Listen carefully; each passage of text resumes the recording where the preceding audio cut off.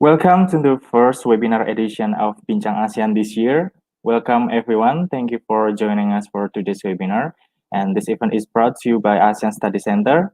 You can follow up our social media and Instagram at AAC UGM, Facebook at ASEAN Study Center, or visit our website aac.visipol.ugm.ac.id.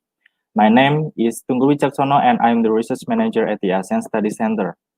Today, we are presenting an interesting topic of our recently published monograph titled Small States, Strong Societies, Essays on COVID-19 Responses in Southeast Asia.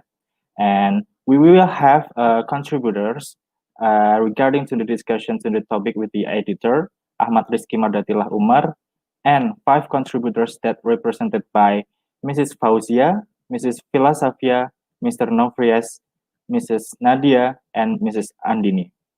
Okay, just a little housekeeping before we get started. We really would like to hear from you and would like to include your voice in the conversation. So if you have any question during the conversation and presentation, please type them into the YouTube comment section and we will bring them up during the presentation and we will have time for the question and answer at the end of the session. For a brief background, the scholarly paper submission of monograph aims to encourage scholars in their field of expertise, particularly in ASEAN studies, to review and discuss the ASEAN member states' policies in this specific issue. Of course, 2020 is momentous time when the pandemic hit the world. In such unprecedented times, the government seems to unprepared in dealing with the pandemic. The paper submission was began on September 2020 through selection process. The editor selected 5 prospective titles to be included in the monograph. The monograph consists of 7 chapters. The first chapter is written by Ahmad Rizky Mardatillah Umar. The second chapter is written by Fauzia Gustarina Cempaka Timur and Samantha Deo Christian. The third chapter is written by Philasafia Marsha Makripat and the co-author Yuve Kuku Cesar. The fourth chapter is written by Novrias Umbu Walanggaranau. The fifth chapter is written by Sadatu Nadiyab Aziz and co-authored by Salawati Madbasir. The sixth chapter is written by Andini Citra Pertiwi and Yuli Ika Sulistiani. And the last chapter is written by Tunggul Wicaksono. You can read the published monograph in our web, aac.visipol.ugm.ac.id. Well, in the first session, we would like to give the contributors a time to highlight their key points and key findings and show the audience the urgency to bring that into the topic. And at this point, I would like to introduce our first speaker today so we can get to our content. Our guest is Ahmad Rizky Mardatillah Umar, the editor of the monograph. He is a candidate at the School of Political Sciences and International Studies, University of Queensland, Australia. He is a research associate at the ASEAN Study Center, Universitas Gadjah Mada, and fellow at the Earth System Governance Project.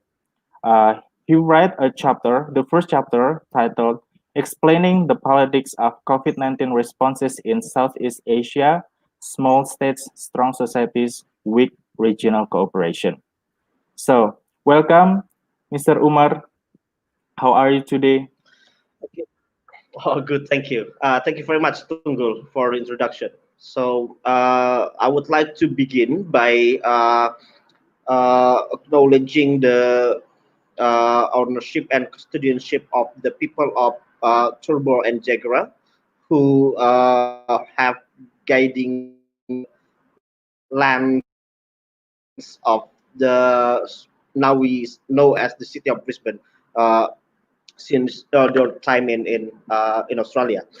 So my presentation will be introductory, will be an introduction to the collection of essays that had been presented in the book, in the monograph. So to begin by noting that the COVID-19 responses is not only an health-related issues. It is a global issue and it needs a political and international relations perspective to understand what is going on, what works and what doesn't work, what explains the state's response and what explains the successes and failures of the state's response in dealing with the pandemic.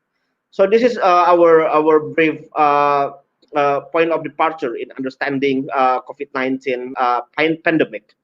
So last year, when Ham and Sarah Davis wrote in International Affairs that the COVID-19 pandemic requires an international relations perspective to deal with this.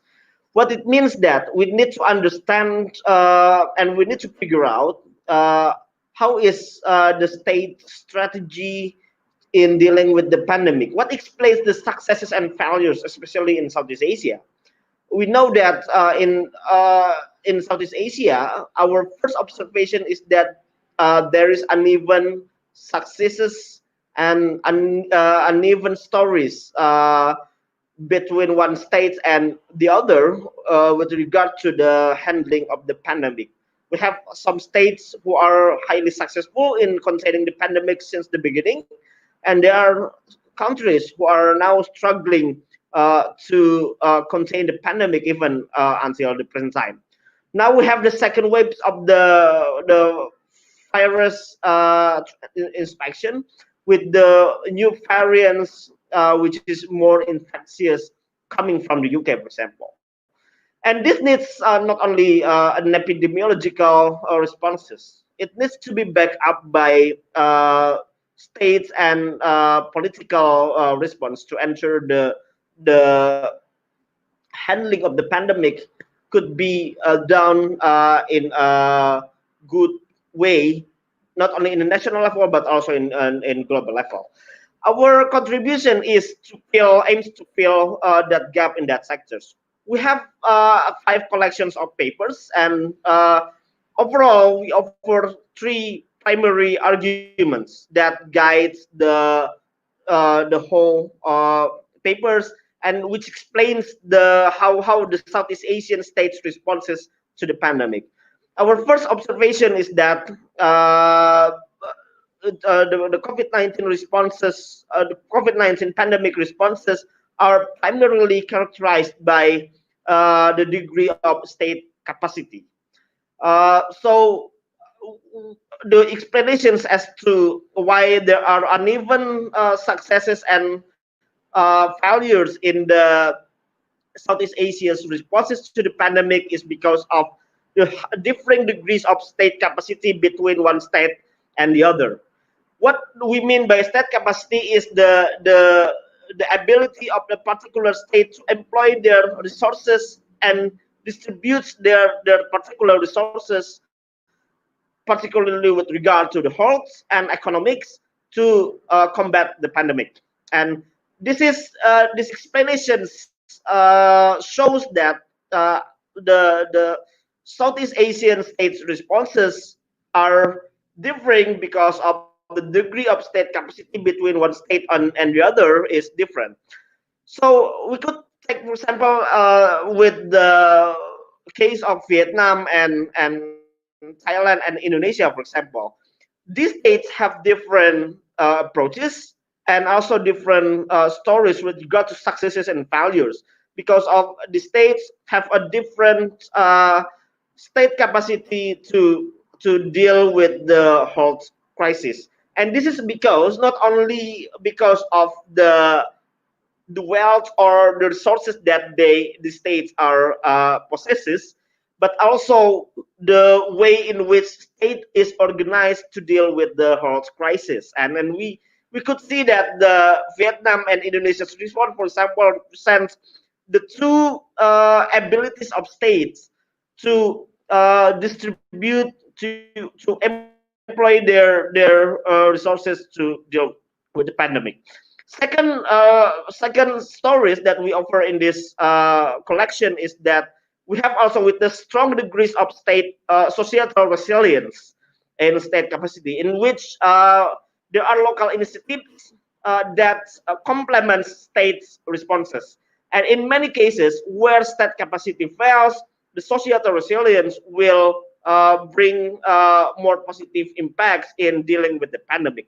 And the third contribution that we offer is that there is weak regional responses in South Asia with regard to the role of ASEAN, in which ASEAN is organized. The first is they are organized late in dealing with the pandemic, and then the second one is that they don't have any institutional capacity to deal with the COVID-19 pandemic in the regional level because of the perceived norm of non-interference and high norm of state sovereignty in the region.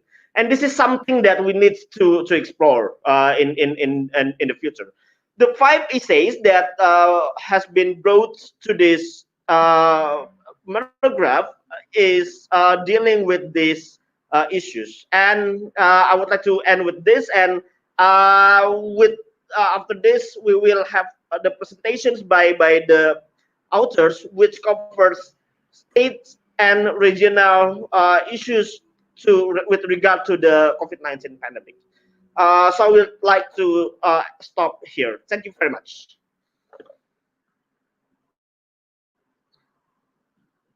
Next chapter, written by Fauzia Gustarina Cempaka Timur and Samantha Deo Christian, titled Flattening the Curve in an Authoritarian Country, COVID-19 Containment Policies in Vietnam. So, Mrs. Fauzia, the time is yours. Hello, good afternoon, Mas Tunggul, and also all the audience. My name is Fauzia Gustarina Cempaka, and I'm glad to join our event today, Bincang ASEAN, as my article is also included in monograph that's been mentioned by Mas Tunggul, called Small States, Strong Societies. And my article, together with one of my students, which Samantha Deo Christian, she's one of the student in International Relations Department of International University Liaison Indonesia, and I'm also the lecturer in International Relations Department of International University Liaison Indonesia, was also part of the teaching staff at this asymmetric warfare study program in Indonesia Defense University. And my article is entitled Flattening the Curve in Authoritarian Country, a case study of COVID-19 containment policies in Vietnam. So, as we know, the COVID-19 pandemic that's originating in Wuhan has now spread to almost every country. And even we see that currently has mutated and creating some sort of second wave or third wave in some of countries. And both democratic and authoritarian countries are equally affected by these global issues. And the government also have constructed their own preferred ways of managing the spread of the disease. Though it might seem that it is difficult to face this pandemic. In this creation of this article, we are trying to analyze the key points in successfully implementing a policy within an authoritarian regime through Vietnam lens, where the countries have respective strengths and also weaknesses that we are using the context of policy implementation. And the study explores by using indicators such as the country's approaches, policies, number of cases, and to find what truly determines a favorable result of managing a pandemic in authoritarian regime. And the study found that the Vietnam measure have been effective, as clearly seen in the drop of numbers of cases and also steps taken in preventive containment. Well, generally, policymaking in Vietnam of health, especially in public health, is rather centralized and revolving around two main actors, which are the Vietnam Communist Party and also the National Assembly. And Vietnam has made several improvements in the public health sector. And it proved with the life expectancy increase from 70 years in 1990 to 75.8 years in 2015. And also the maternal mortality has dropped for more than 70%. And this is showing that they have a lot of advancements in their healthcare services beside in the situation of COVID-19. And for the case of COVID-19, which the first case happened back in January 23rd, 2020. And the Ministry of Health of Vietnam right away released the Infection Prevention and Control for COVID-19 Acute Respiratory Diseases in Healthcare Establishment, that consisting guides of hospital screenings, admission of confirmed and suspected, and even some other measures such as medical waste management, where they also regulate about the transport of patient samples, for example. And that's a very detailed effort that's been defining the future which determine Vietnam's success of containing pandemic.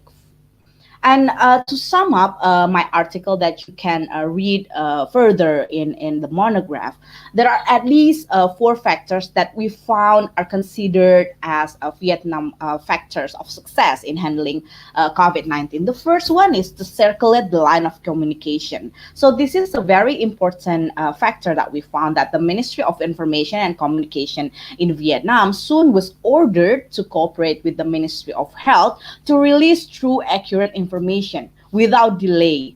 And regarding the virus spread, and this is showing that they have intensive, transparent communication and via official channels, and that has helped a lot to combat rumors, fake news, hoaxes, and regarding the pandemic that spread around our society and the society of Vietnam. And the second one is to have a strong pharmaceutical intervention, even though that we know that how to combat this is firstly a medical intervention, but they also have a strong non-pharmaceutical intervention, which the Vietnam government has strongly relied on pharmaceutical intervention, non-pharmaceutical intervention, or NPIs, and carried out a synergy within the ministry. For example, they have the Ministry of Health, which is responsible for case detection, case confirmation, and testing. And they also have Ministry of Foreign Affairs to immediately close borders with neighboring countries. And they also have Ministry of Transportation, which they are trying to suspend flights from and to Vietnam, and even cancellation of domestic flights. And they also have Ministry of Defense to supervise the isolation points that the government already have. And also the Ministry of Education and Training to close schools and introduce online learning mechanism. And the third point that we found is that granted social security. We know that every country face it, the problem with social security, but they have to, the Vietnam trying to tackle the slowing down of trade that may lead to business closing down and mass unemployment. And the government has made COVID-19 testing since the beginning as covered by insurance and mandatory by the Ministry of Finance to give financial support to enterprises as well to individuals affected by COVID-19. And this is also showing that the government of Vietnam also emphasized the stability and availability of essential goods, which will be important to address the issue of panic buying, for example, in terms of supplies and vendors. And the fourth one, the last but not least factor that is important in handling COVID-19 in Vietnam is firm leadership. There's existence of strong leaders such as the Prime Minister Nguyen Xuan Phuc and the Deputy Prime Minister of Vietnam, that has massive impact on public opinion and solidarity in general. Even they also have task force group of on COVID-19, and control was under the leadership of Deputy Prime Minister himself. So even they have also a letter that's sent publicly by the Prime Minister to the frontline workers, and they say that, and this letter itself say that medical workers are referred to as soldiers in white blues, and in the tough and dangerous fight against the COVID-19. So this kind of news and message from the leadership showing that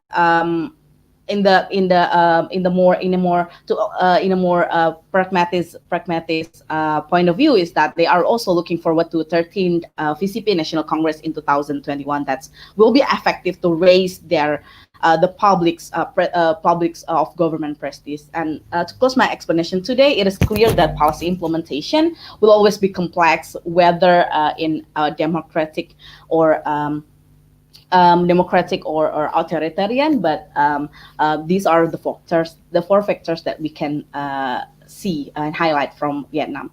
Thank you, Mas Tunggul, for interesting key findings and a brief introductory. And we should proceed to the next chapter titled Lessons from Thailand During COVID-19 Pandemic, The Importance of Digital Resilience by Philosophia Marsha Ma'rifat and Yupe Gogo Cesar. Mrs. Philosophia, you may take the floor. Thank you. Thank you, Mas Tunggul, for the time, and hello everyone. I'm thrilled to announce my first collaboration with UP to take part in ASC Monograph, Keep the Small Strong essays on ASEAN member states, response to the pandemic, which being held by ASEAN Studies Center, Universitas Gadjah Mada. And our published manuscript titled Lessons from Thailand During COVID-19, The Importance of Digital Science.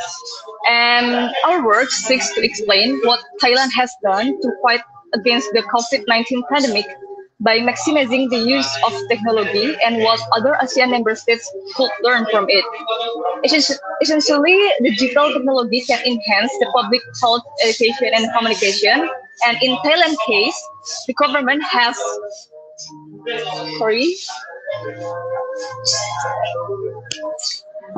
and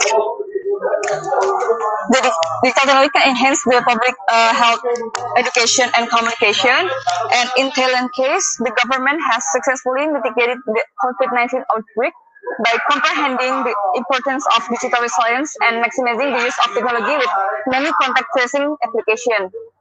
And Thailand's success in Thailand digital resilience was achieved because Thailand was able to take advantage of emerging information and communication technologies along with the rise of the information society. Thai citizens are able to utilize the digital technologies to help themselves withstand the pandemic, and the development of digital technologies also enables the Thai government to improve their contact tracing mechanism, which ultimately assists the government contain virus spread. And there are several applications that have been released by the Thai government with support from the private entities and state enterprises that have proven helpful in combating COVID-19 with its effort to track and reduce the spread of the virus. And the applications are DDZ Care, IoT Airport application, More China, Thai Fight COVID-19, and Thai China. But however, regardless of the possibility of digital resilience in ASEAN member states, it still depends on the country's conditions, preference, interests, and priorities. In preparing for the future inevitably, each country requires some assessment of what that future may bring and either welcoming the expected change and striving to prevent them, depending on whether they are good or bad for society and economy. But we found out that ASEAN trying to help to address digital divide as a long-term challenge in Southeast Asia. Apart from the governments, the role of international and regional organizations must also be considered at this time. And as previously explained, ASEAN has issued several roadmaps and pathways, such as the ASEAN Blueprint 2025 Master Plan on ASEAN Connectivity and the ASEAN Framework Government. And for ASEAN, ICT is recognized as a critical driver in ASEAN's economic and social transformation.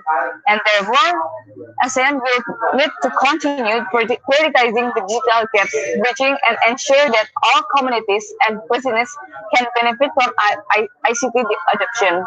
And additionally, ASEAN will strengthen digital inclusion efforts to empower individuals and to enable community development, explore new paths, and enhance the internet broadband penetration and affordability in ASEAN, improve ICT infrastructure and connectivity, especially in rural areas, and also build a trusted digital ecosystem, including the true reporter, threatening cooperation, or cybersecurity to protect the personal data.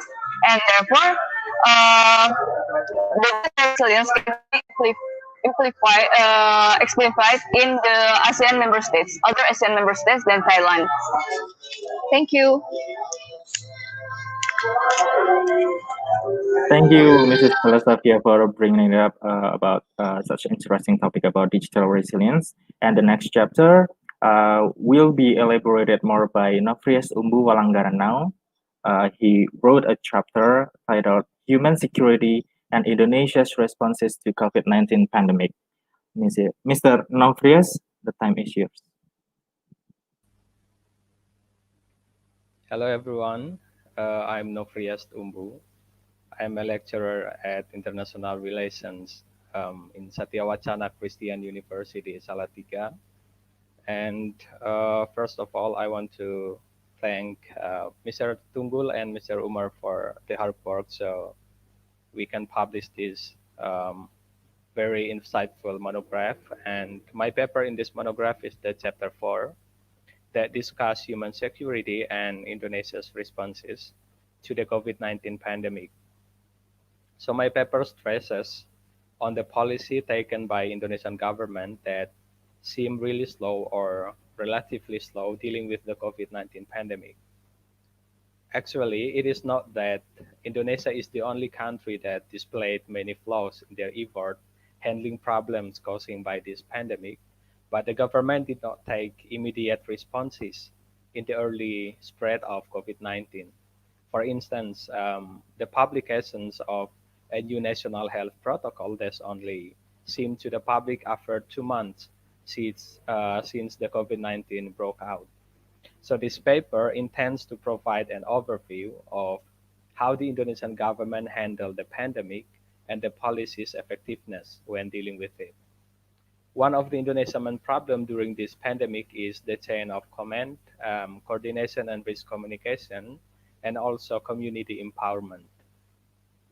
And in writing this paper, I use a human security approach in order to frame this phenomenon because this global pandemic, I think, has yet again showed that international societies are vulnerable, not just from high politics agendas such war, but also from the non-traditional issues as we are all facing now.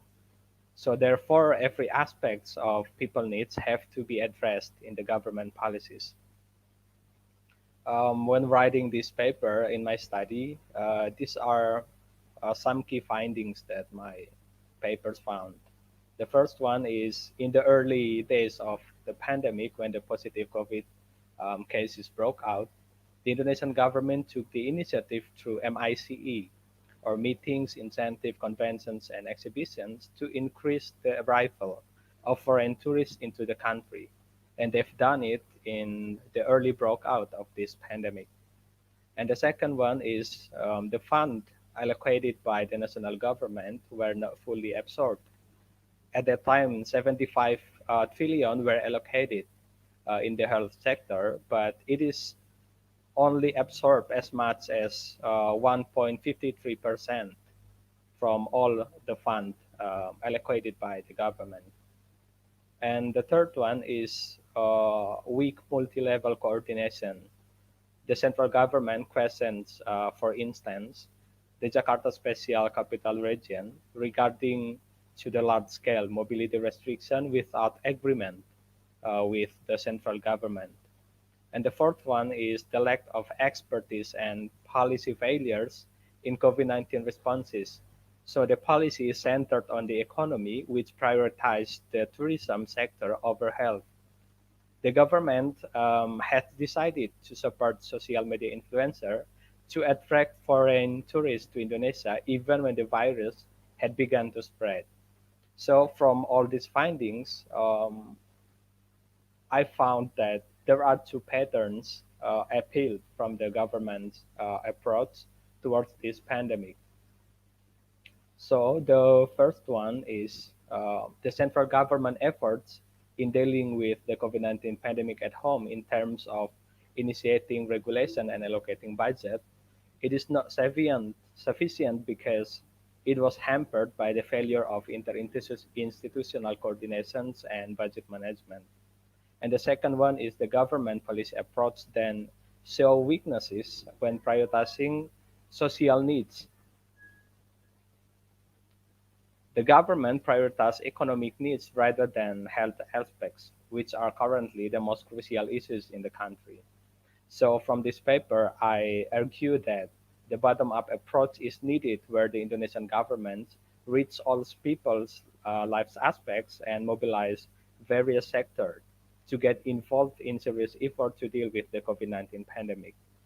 It is like the significant solutions that need to be taken by the government.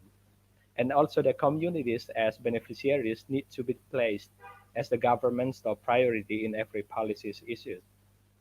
And the last one that I want to address in this brief discussion is that the human security approach has offered a multi-sectoral partnership approach and community empowerment as a referent security object.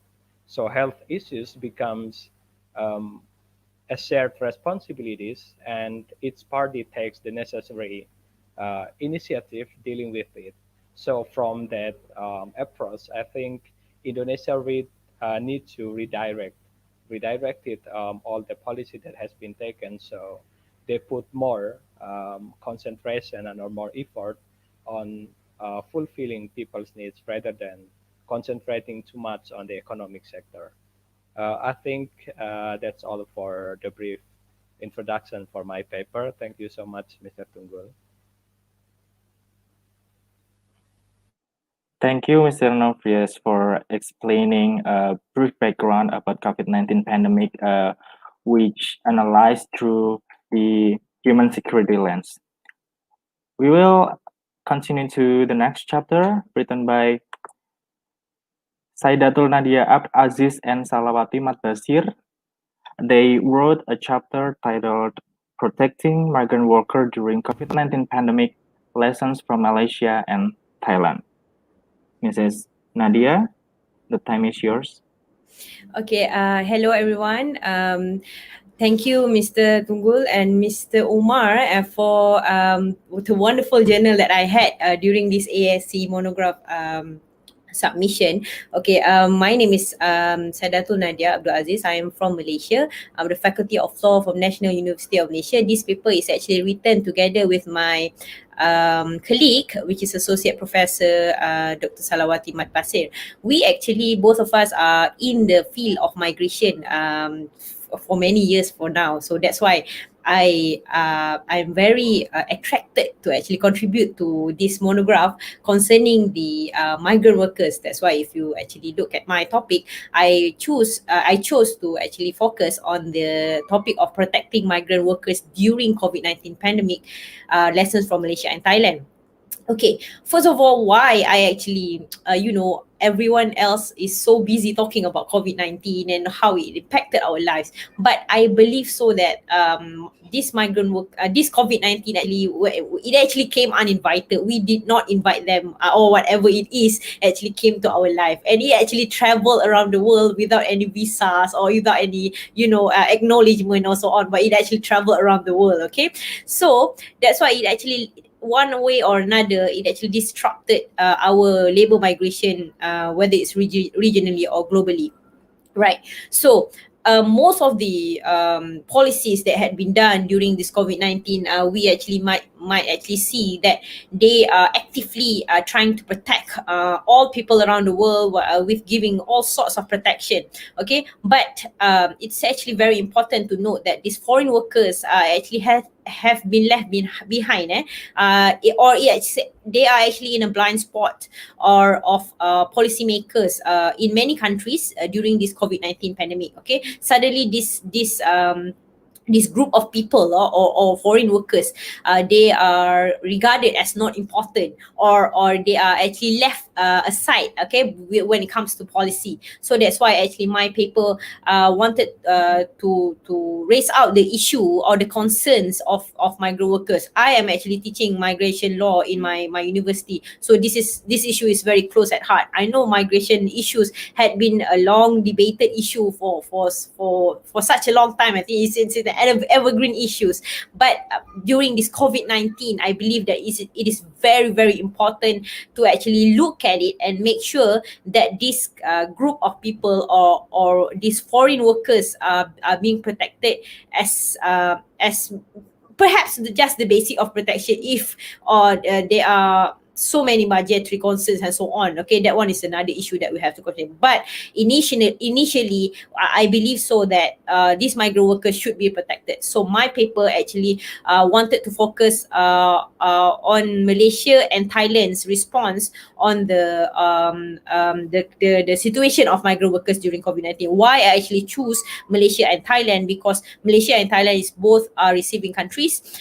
but both of the states, Malaysia and Thailand, they receive two sets of different migrants. So in my paper, if you can actually read, to be fair, you can actually read the whole paper in the monograph. You can actually see how I analyze both states' responses. Okay, because Malaysia and Thailand, generally speaking, they had been actively amending their actions and their decisions because of these unprecedented times, and we cannot actually blame the government because everything is unprecedented and they are not quite ready. But we cannot actually use that kind of excuse for such a long time to actually make to give effect to make to see that it actually impacted these vulnerable groups of people, where because they are foreigners in a foreign country, so they cannot get any kind of protection that is actually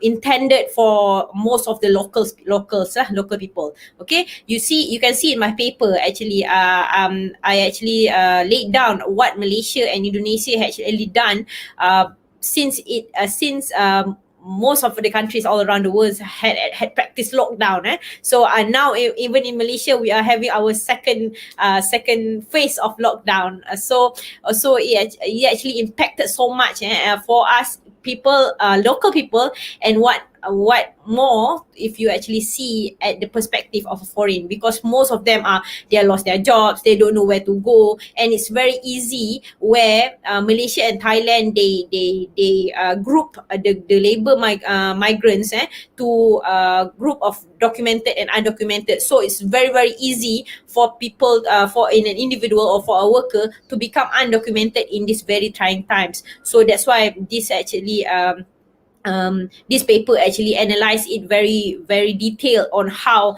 a migrant worker is treated and how they are not given the chance to actually live in a very comfortable area. So they are not giving the chance to do social distancing at their own shelter. So they are not even given a proper shelter. That's all kinds of issues. But the most notable issue that I can see is both countries, though they tried their best to actually give protection, but most of their stimulus package or their protection package, they are more concerned of the locals. Okay, we know that all of us are all around the world are having this kind of issues of economic downturn and so on, so making it very, very troublesome for foreigners, especially for foreign workers.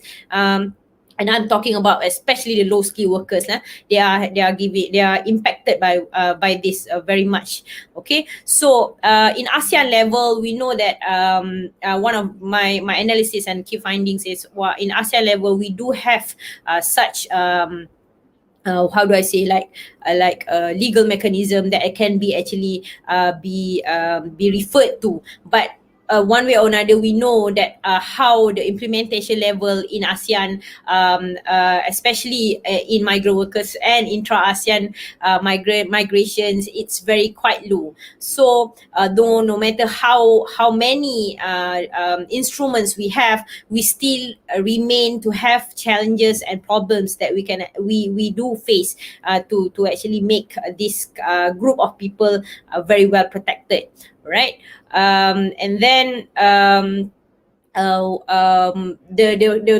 key point that I wanted to address in this is actually the point that we don't really have a migrant management mechanism, okay, throughout the if we disintegrate ASEAN and we actually look at the national policy also, we don't really have a proper, I mean for Malaysia, we don't really have a proper management mechanism for migrant workers, and I believe so that most of the countries in ASEAN they don't really have that also, and and in regionally speaking also, we don't really have that mechanism that we can actually you can actually use to in intra-ASEAN level. So I can actually wrap up by saying that throughout the process of writing this paper, I believe so that migrant workers, they are actually wanted, but they are not needed. So that's why every time they will have actually problem when it comes to giving them, especially giving them protection. Thank you very much.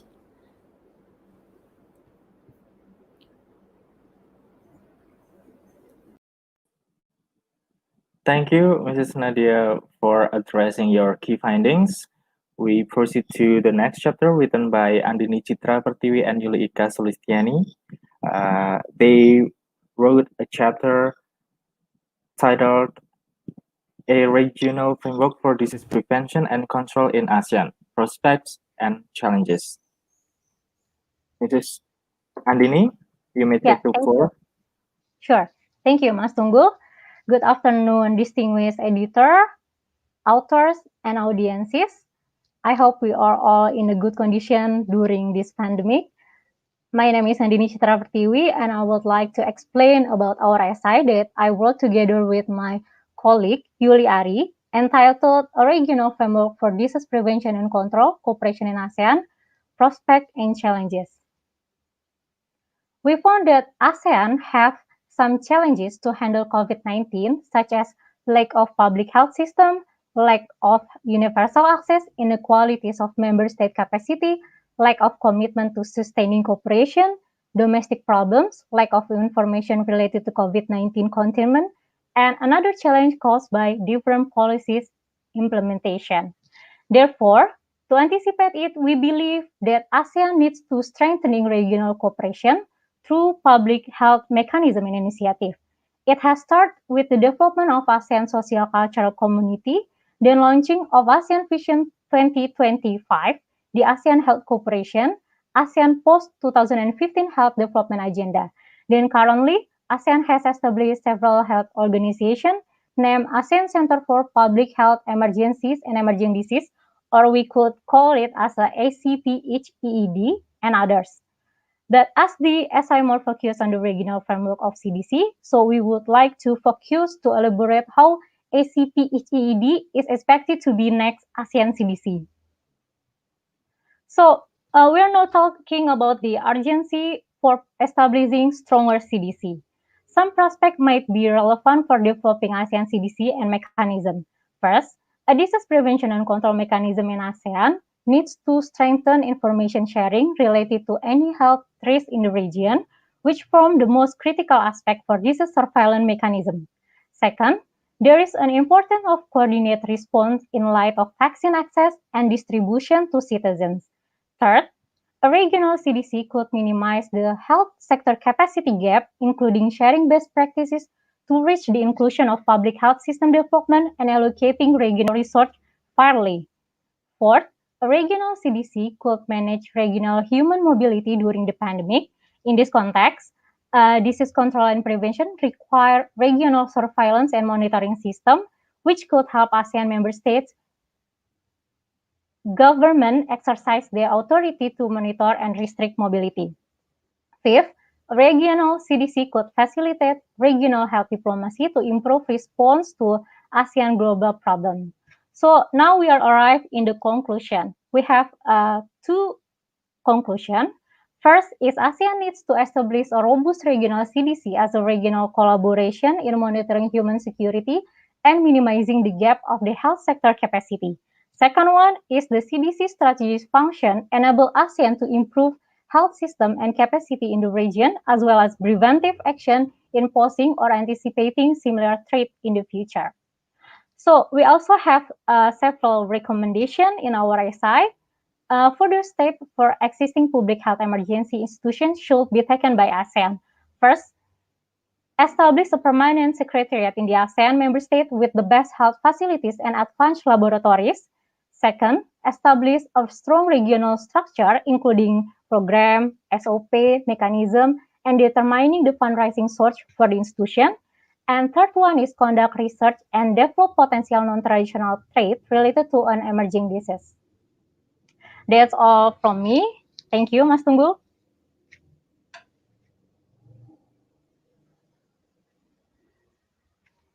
Mas Tunggul?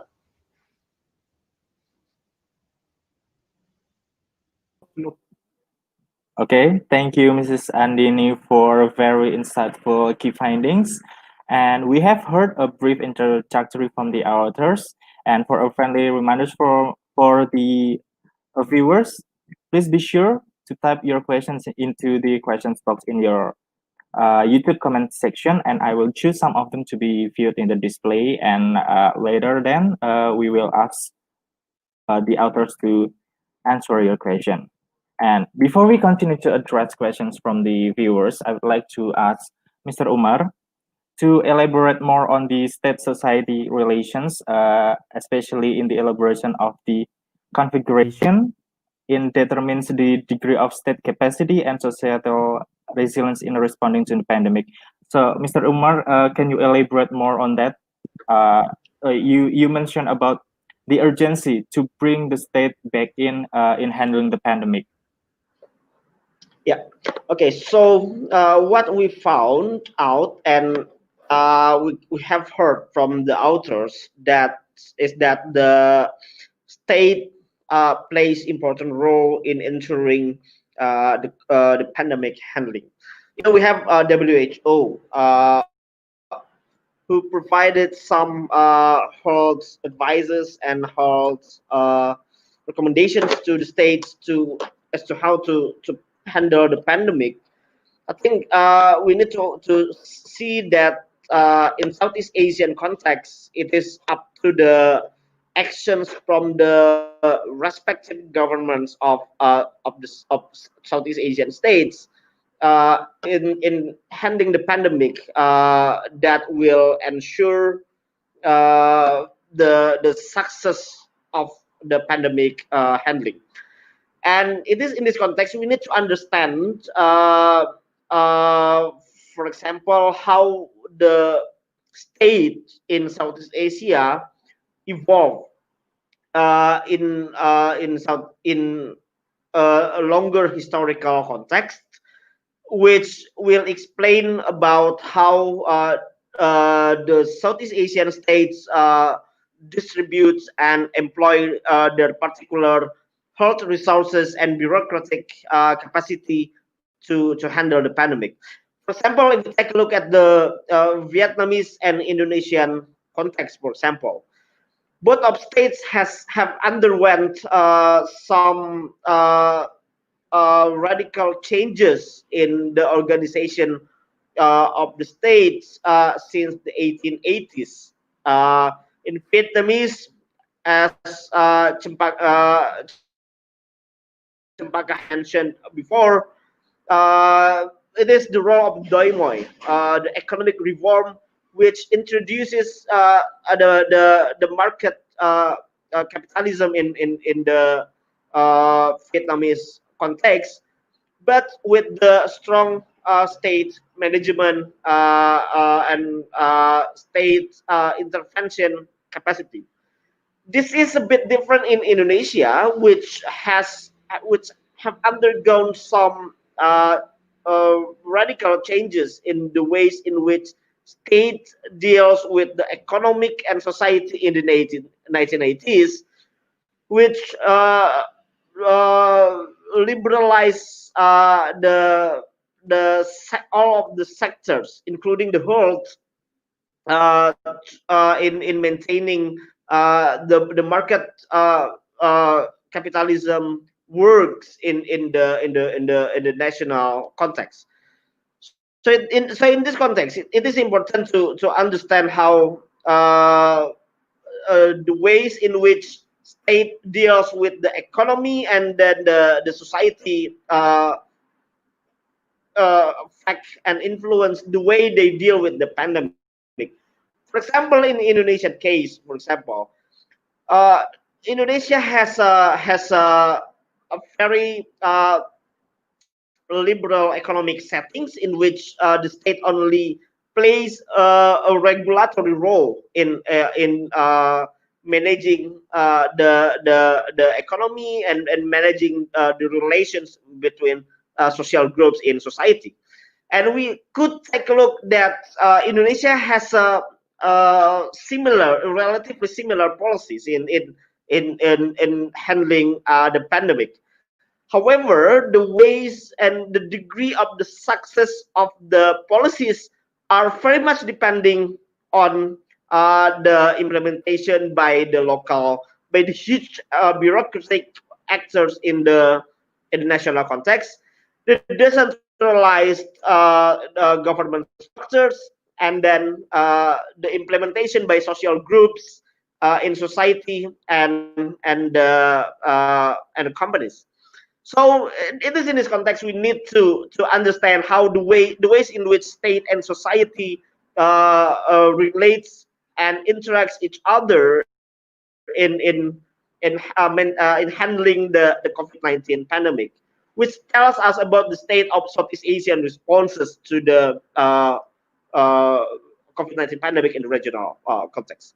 So this is my response.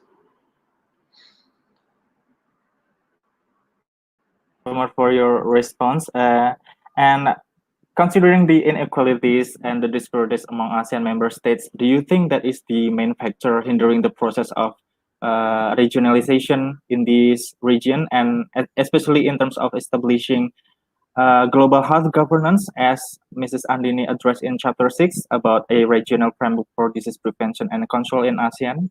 Do you think so? Is it for me or for Mrs. Andini? For you and for Mrs. Andini. Do you Okay, think that is the factor? so with regard to the global health governance, Yes. so yeah, in this context, I think ASEAN could play some role in coordinating policies between ASEAN members, between its member states. However, I think with regard to the context of the capacity in emergency responses, I think there are two issues here. First is the lack of institutional capacity, and as Mrs. Andini has mentioned, before the pandemic, there is no strong institutional measures to emergency responses. And this is one of the important aspect in the pandemic responses in the context of ASEAN.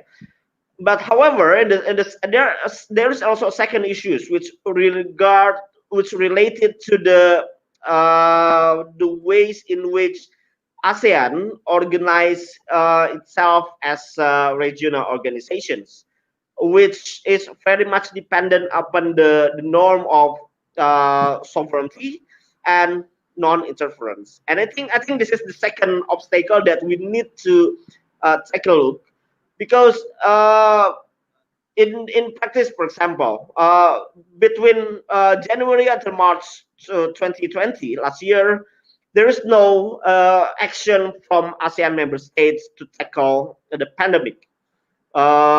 It is not until Vietnam stepped in as the chair and request the AHA Center and some institutions within AHA Center to respond to the pandemic that the ASEAN institutional framework could work.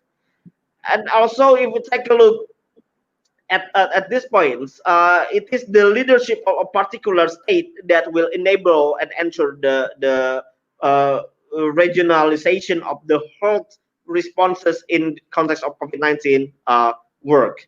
So I think this is the two, the institutional and the political capacity of ASEAN that needs to be taken into account when dealing with when understanding the regional health governance in ASEAN. Okay, Mr. Umar, I will give the time to Mrs. Andini to address to this question. So, Mrs. Andini, do you think that the state society relations regarding to the response to the pandemic, do you think that the inequalities and disparities among ASEAN member states hindering the process itself? Do you think that is the main factor hindering the process of regionalization to form a global health governance, especially in the context of ASEAN? Yeah, thank you, Mas Tunggul. I would like to continue the topic which elaborated by Bapak Umar. It's correct. I think it's one of the main problems that why ASEAN still have weak cooperation to handling the pandemic. It's about the gap of the health facilities. We know that how the health facilities condition in Indonesia, for example, comparing to the Singapore and other countries. So it may be one of the problems that why the regional cooperation haven't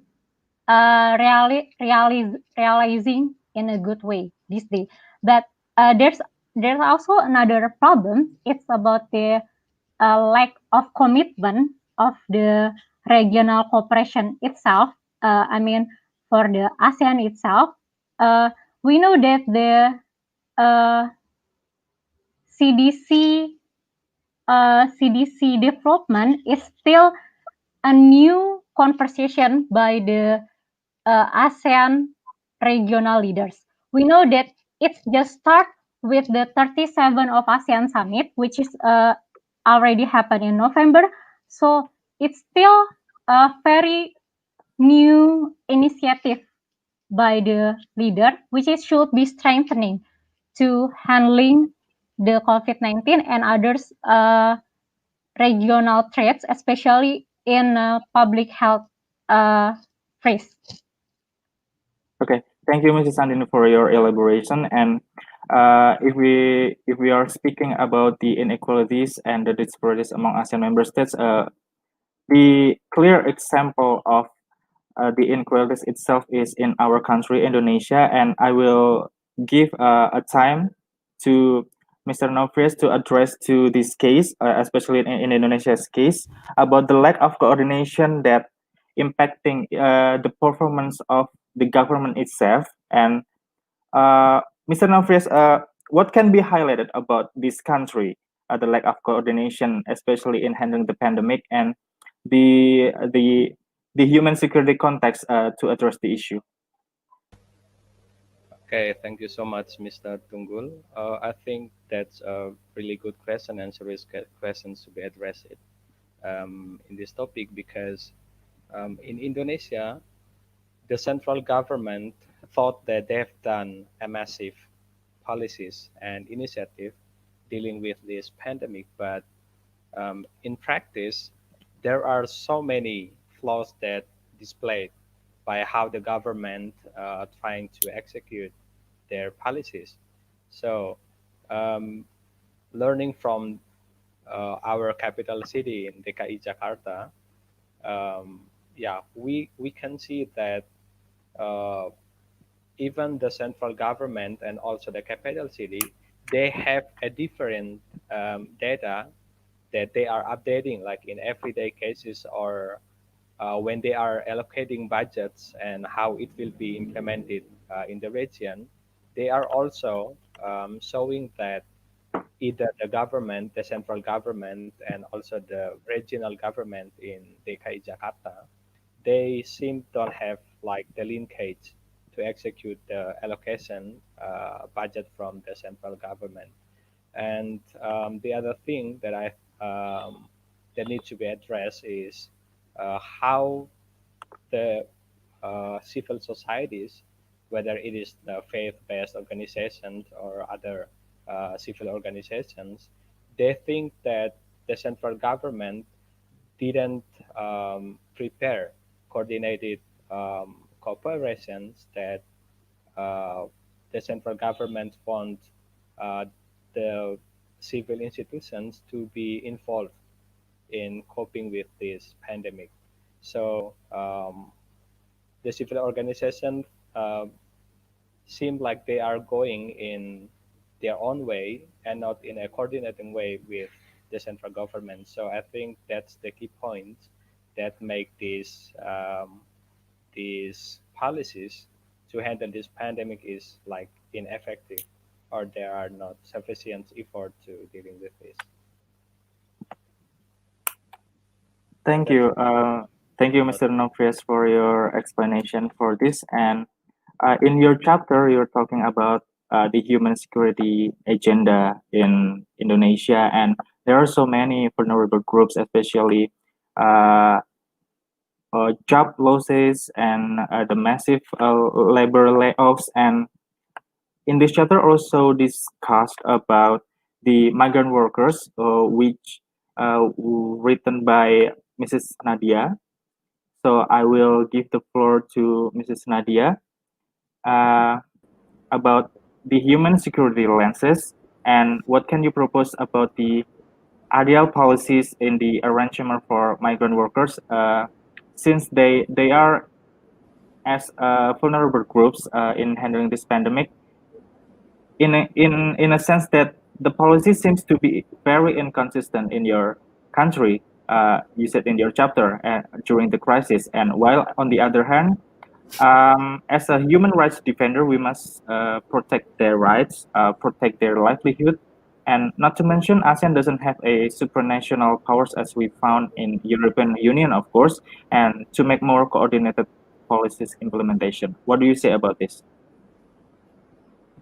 Okay, thank you, Mr. Tunggul. This is very, I can say, sensitive, okay? Because when it comes to migrant workers, everything is sensitive, especially when it comes to policy. Okay, we can actually recommend so many things, and for migrant workers, how to handle, how to give them protection, all sorts of protection. We can actually give recommendation, but the fact that how to implement that recommendation is actually one side of the story that we cannot actually determine up until today. I think we all of us actually know that. Okay, but perhaps in the context of COVID-19, we should actually be extra sensitive for the fact that people actually need extra protection, especially these vulnerable groups. And what we can do is, in my paper actually recommended we actually should start to set up job protection for all foreign workers. All countries should actually do that, because the fact that we actually rely on foreign workers doesn't mean that we actually can actually throw them away when times are actually challenging. So what we're supposed to do by now, we should actually have we actually supposed to set up a job protection for them. Okay, no matter how we do it, be it by way of national level, I think by way of national level is much more workable, because as you say, we are not supranational and never will be a supranational power as compared to EU. So we can never have that supranational power to actually convert it to our member states to actually and apply it to our national policy. So one way of I see it is by way of national policy, and we practice, because migrant workers, one way or another, we will actually all of our member state will actually get into hands on that particular issue, because migrants actually move everywhere. So your national policy will actually affect other national policy. So how you actually put your national policy first and make sure there are job protections for them, especially I'm talking especially in this COVID-19 era, especially in this COVID-19 era. So as we actually have this job protection for all foreign workers, that will actually be a good start. And then apart from that, our regional cooperation and coordination should actually really, really be strengthened. We know how ASEAN, it's like a group of friends. I always say that ASEAN is like a group of friends.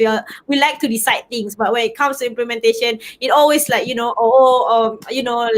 that we do it, we look back to our national policy and so on. So that is a very serious challenge that we really need to overcome by now. Okay, so this COVID-19 should be like a wake-up call to all these to ASEAN member states States, and that we actually really need to move forward, especially in terms when there are individuals or people or human beings that are being affected by this. So this cooperation and coordination are really needed, especially when it comes to protection stimulus package or whatsoever that is actually given to the local people, and we actually should extend it to the foreign workers as well.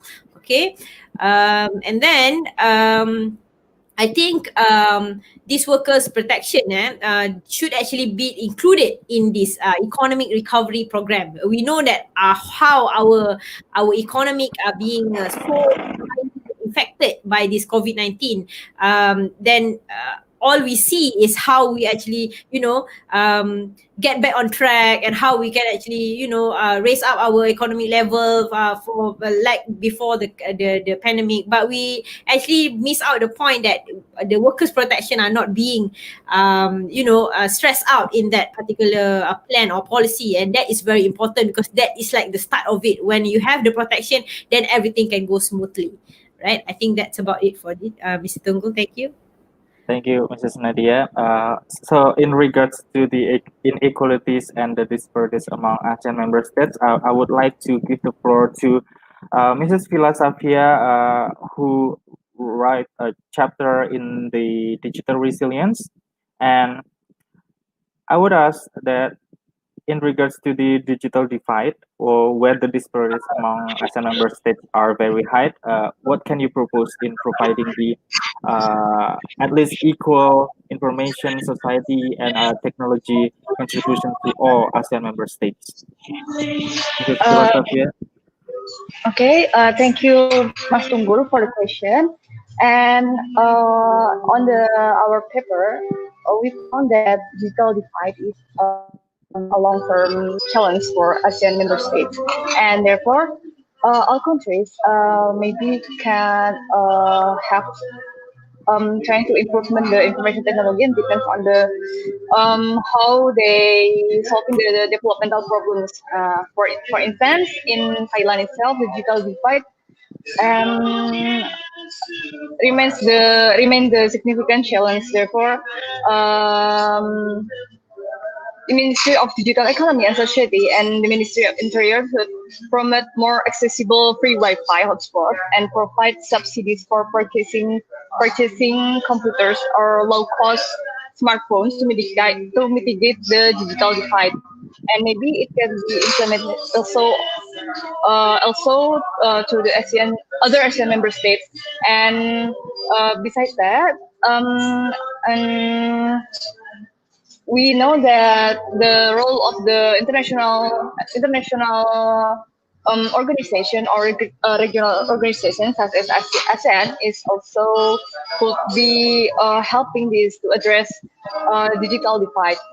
And therefore, as previously explained on our monograph, we found out that ASEAN has issued several roadmaps and pathways, such as the AEC Blueprint 2025, Master Plan on ASEAN Connectivity, the ASEAN Framework Agreement, and Digital Data Governance Framework. And therefore, ASEAN will need to continue prioritizing the digital gaps bridging and ensure that all communities and business can benefit from the ICT adoption. And additionally, ASEAN could help to strengthen the digital inclusion efforts to empower individuals and to enable community development, and explore new paths to enhance the internet broadband penetration and affordability in ASEAN.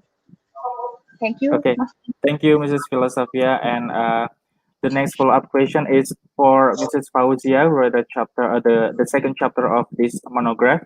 Mrs. Fauzia, what can we learn about Vietnam's policy implementation in the measure of containing the spread of the virus?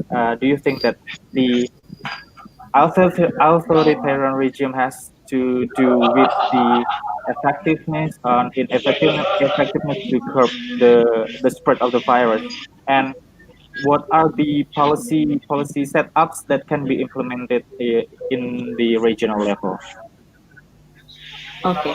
Thank you very much for the question, Mas Tunggul. That's a very interesting question. And also follow up from the answer of Mbak Vila Safia that we know that the digital divide is real during COVID-19, and even digital divide that talking about. I will go back to Vietnam later on, yeah, but. We know that it's ugly head of digital divide amidst the ongoing COVID-19 pandemic. And also we know that digital connectivity became a lifeline that offers the opportunity of for government and individuals. And going back to the how Vietnam using their approach in controlling the narration and also campaigns to combat COVID-19 should be the highlight, I guess, of the all effectiveness effort in combating COVID-19 in terms of clinical, non medical intervention that they have they been doing. And we know that through its strong structure, as they are authoritative country, Vietnam has been able to allow that the extensive mobilization of all organization and their institutions, also the ministries, under even the ministries, the mass organizations, and even the immediate implementation of orders, including lockdowns, or even something that we also can see in our daily basis, the fake news that's been going around about COVID-19, that's been controlled by state-controlled media. So that's their advantage of being an authoritative country, authoritative state. However, an interesting point to note is that they have also to being transparent since the first time the COVID-19 broke in Vietnam. They have also give the transparency of information, the clear, the intensive communication. They have the right campaign, they have the right narration. That and it's also showing the effectiveness and significant factors in influencing the community obedience toward COVID-19 regulation. And I think that's a very important note to see to be implemented in every country. And the clear, intensive, and accessible official information, they also given that, and they also trying to also minimize the fake news or hoaxes. That has also helped in building a comprehensive and true understanding of the nature of the pandemic, because I second what Dr. Nadia mentioned, that COVID-19 is something that we didn't see coming. So this is something that we don't know. So it's essential for the government to help us building an understanding of the nature of the pandemic, and also play a major role in establishing a mutual trust relationship between government and the citizen, which led to higher compliances to the community. And one final argument that I can say about Vietnam is that it showed that based on the Dahlia research in 2020, they mentioned that Vietnam ranked among the top two with 90% of the society of the people saying that they are satisfied with how the government conducted their COVID-19 intervention. So this is going back to my one of my concepts that I raised in my article about the implementation policy. Vietnam hits every single one on the spot, from a clear objective, committed official, legal measures, including a good strategy that risks compliances on level and government. And again, going back to my one of my final argument is that they are very much needed this kind of support, because they will face the next election some sort. Thank you, Mas Tunggul, for the question. Thank you, Mrs. Fauzia. We have that covered up, and it looks like that we have a few questions from the YouTube comment section, and I will bring them up. And the first question coming from Fadila Ristianti. Fadila Ristianti asked, "What is the practical lessons from ASEAN society, especially on the grassroots level, as well as for ASEAN government, that can be reflected from the finding of the ASEAN Monograph 2020? Maybe this question should be directed to the editor itself, Mr. Umar. Okay, thank you, Fadila. So there are many practical lessons for ASEAN society. I would like to divide it into three aspects. First is for the state. I think it is important for the ASEAN governments to follow the epidemiological and health crisis when dealing with the pandemic. And I think it's essential to put the health first in the pandemic handling before other considerations. And we have witnessed that the ways in which the government has responded to the pandemic is not necessarily based on their advices, and we know the outcomes of that. So I think this is one of the most practical lessons for ASEAN governments, even with the presence of the vaccines. And we should know that even now with the vaccines is now distributed in the UK, in Europe, and in Israel, for example, they are still doing lockdown because of the spread of the virus. And to contain the virus, it took a very long time. I think it's important to follow the health and epidemiological advices before considering everything else. The second is for ASEAN societies in ASEAN itself. I think it's important to embrace solidarity and to be following, educating ourselves with the health advices. And this is something that the scientists are now working with the absence of the health advices. I will discussions from a chapter by Andini Chitra. I think the initiatives on the emergency responses in ASEAN is a good initiative, and it's to be embraced and it needs to be improved in the future. I think the ASEAN, the future ASEAN summits needs to pay further attention to the health regionalism through the regional collective emergency responses in dealing with the future pandemic. I think this is the one of the some of the practical implications of our monograph that could be elaborated further. Thank you. Thank you, Mr. Umar. And we have a follow-up question from Dias Kurniawan. He asked about the implementation of ASEAN Declaration on ASEAN Travel Corridor Arrangement Framework that contradicts the measures that have been taken in dealing with the spread of the pandemic. Do you have anything to say about this?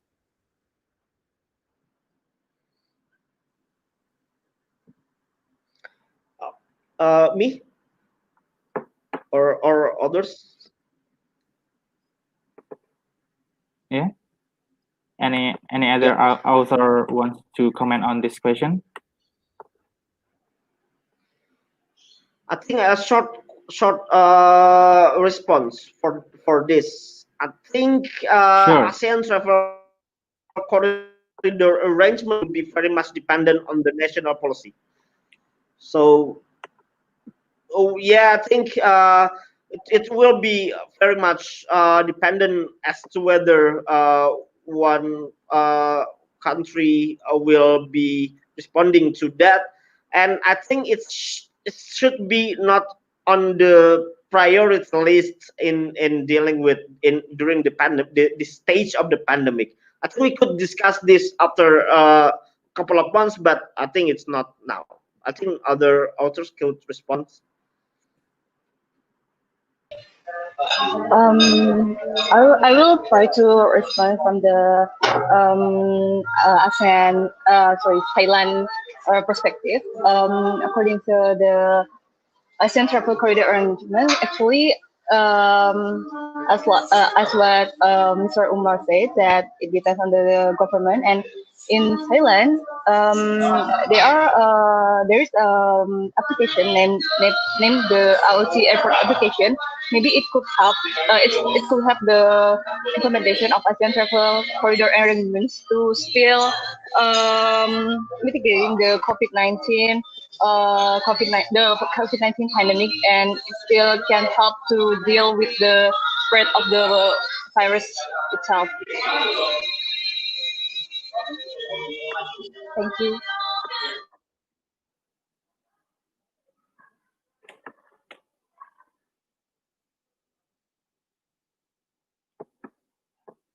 Okay. Okay. Thank you for your response. So, any other author wants to respond to this question?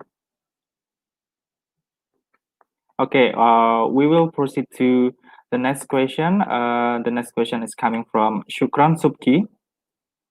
Based on regional cooperation between ASEAN countries in responding to the COVID-19 pandemic, how is the cooperation between them in the procurement and the use of vaccines, especially in overcoming false issues about vaccines in public or society?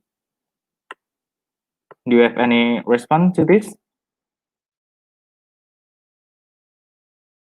So for the author who wants to answer to this question, please raise your voice.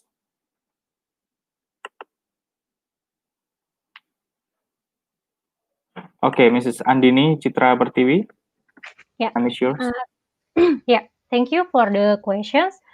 About the regional cooperation, actually, beside the CDC, which is, the development organization, which is expected to be CDC, which is named the SCPHED, there is another 26 initiative that already developed by ASEAN countries.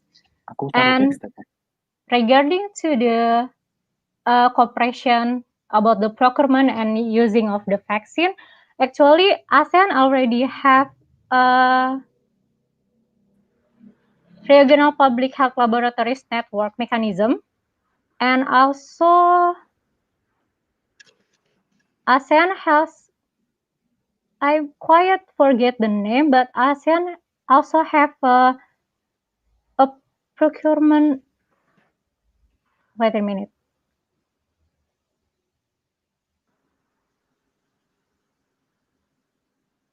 About the reserve of procurement in health equipment. The name is ASEAN Regional Reserve of Medical Supplies. So ASEAN already have that initiative. So I think the next step is how ASEAN could maximize that mechanism to make sure that the procurement of the vaccine among the ASEAN is good enough. Thank you.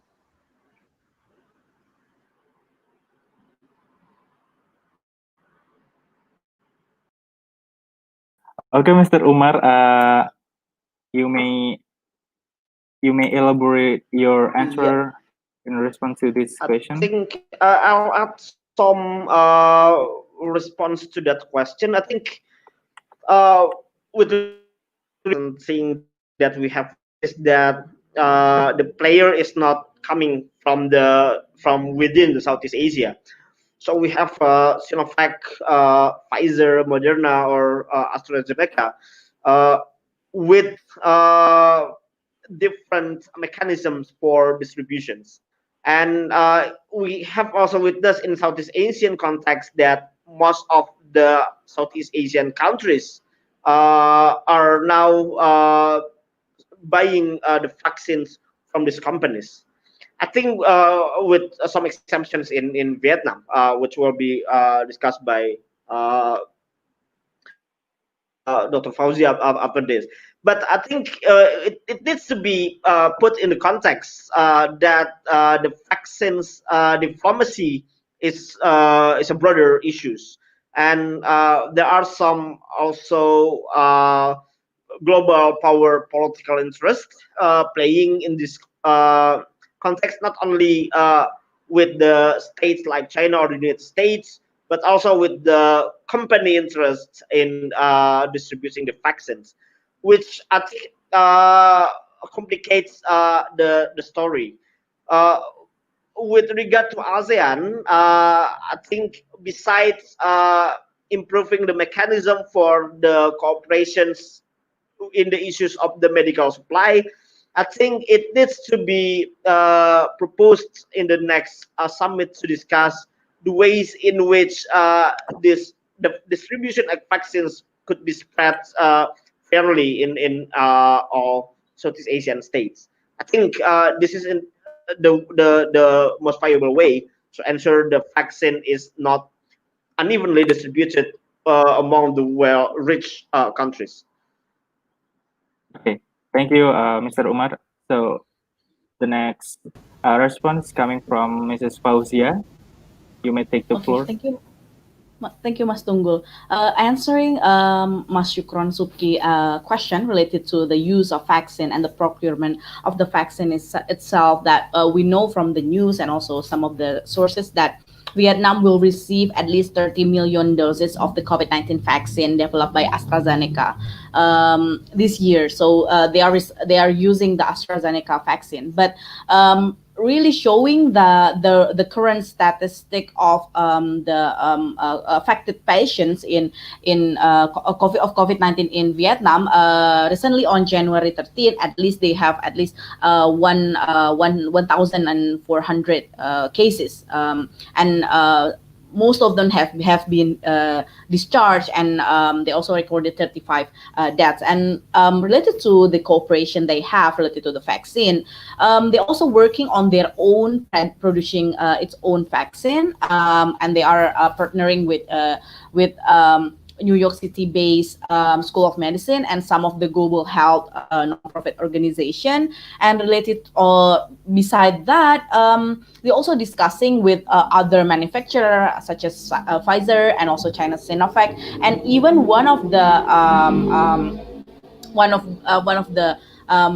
procurement, the producer of the vaccine itself, the Russia's Sputnik V vaccine. They also shown interest to build technology transfer agreement with a company that's under the management of Vietnam's health ministry. So as Mas Omar has mentioned before, that there are variety of choices related to procurement and the use of vaccine in regard of ASEAN countries, and also it's different in Vietnam. Thank you, Mas Tunggul. Thank you, Mrs. Fauzia, for your insightful response. So great, that was a fruitful discussion we have today. Thank you for the meaningful and engaging talks in COVID-19 responses in Southeast Asia. And now I would like to highlight some essential parts of our discussion today. And to sum up of our discussion today, well, the large scale of mobility responses in Southeast Asia countries should be followed by a pro-people regulations as viewed in the human security lenses, and to accommodate social safety net and provide a labor protection during massive layoffs, and these at the same time guaranteeing the economic and political stability. While practically in Southeast Asian countries, most of them show the lack of coordination between the government and the stakeholders that trigger the upheaval between the communities. And as the one of most exposed region, ASEAN showed the lack of public health system and coordinated responses. And it can be seen that disease prevention and control mechanism met some profound challenges, and the absence of collective decisions, the disparity among countries, the inadequacy of technology advancement, and not to mention the inequalities between the regions. In this sense, the policy must be backed up by states and political responses among the ASEAN member states. Moreover, ASEAN needs to enhance public transparency and to develop a regulatory framework to anticipate the upcoming disease and the future pandemics, and design the appropriate policy setups for the policy implementation in collaboration that is not only about commitment, but also a concrete cooperation among member states. That is all the time we have for our webinar today, and I would like to say thank you for our contributors who gave a very insightful discussion today. And on behalf of ASEAN Study Center, thank you for the viewers for joining us and taking time to view our webinar. We really appreciate you being here. My name is Tunggu Wicaksono.